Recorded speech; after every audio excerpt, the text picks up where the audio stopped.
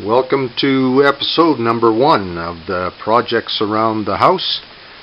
We're going to start with an area that the previous owner had already kind of roughed in for a new laundry area, but we kind of like where it is.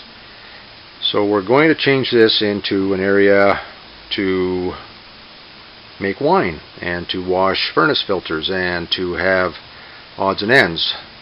The previous owner roughed in plumbing and drain and some electrical, and so I'm going to have to say that the first step is to take the drywall off and see what's behind the wall, and we might have to adjust the plumbing, drop the water into the new cabinet area, and maybe cap off the electrical. We're not sure until we get that drywall off. So we'll get the tools out and we'll start taking the drywall.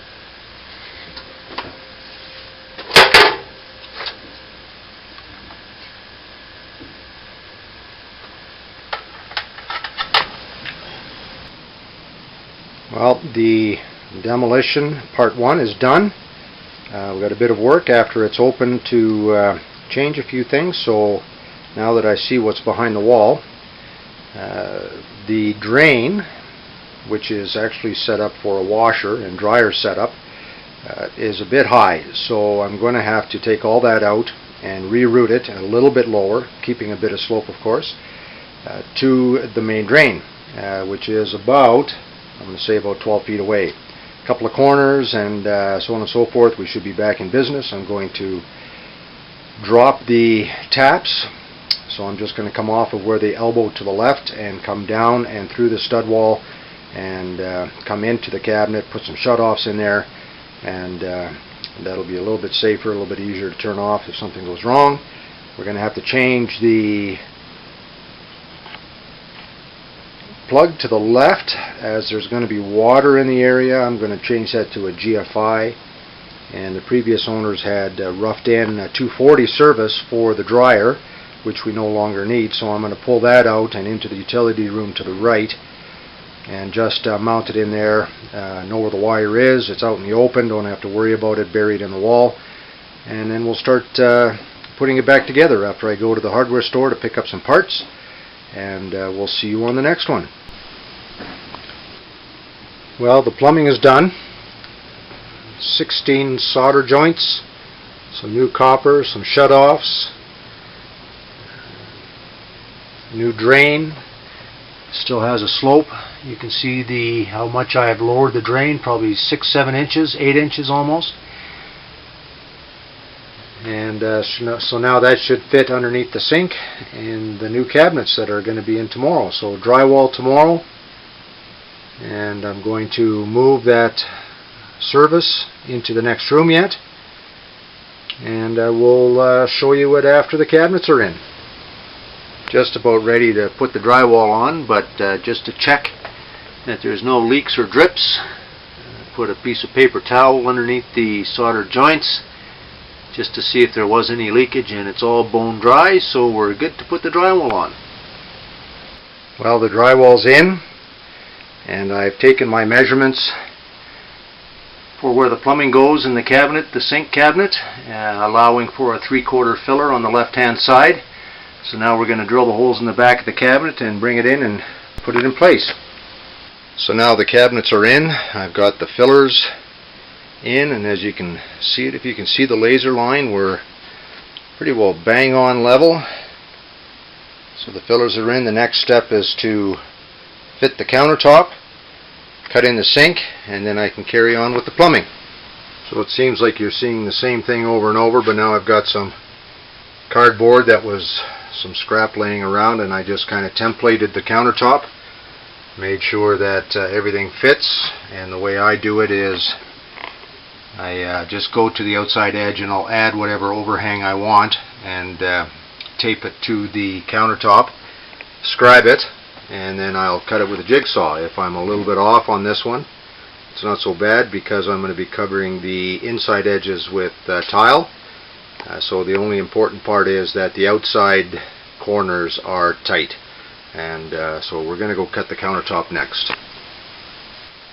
So now I've got the template laid out on the countertop, made of some extra laminate I had in the shop.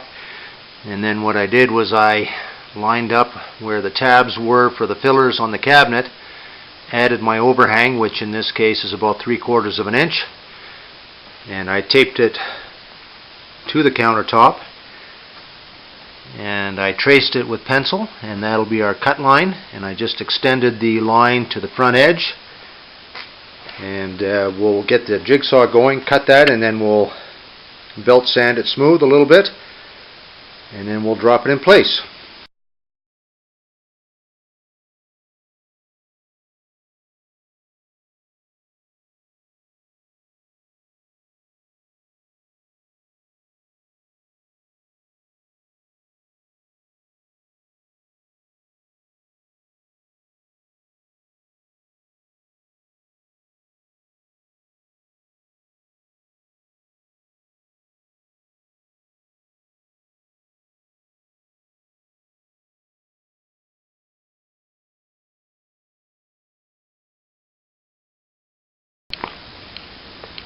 So Mrs. From the Woods helped me drop this in place, and turned out pretty well exactly like I had hoped. Nice and tight on the left corner, coming around, and nice and tight on the right corner, and not a bad gap, but that'll all get covered with tile, and so it's not a big deal. Makes it a little bit easier to get in. And now we're going to lay the template for the sink down and cut that out, drop that in place, and that'll be the next step.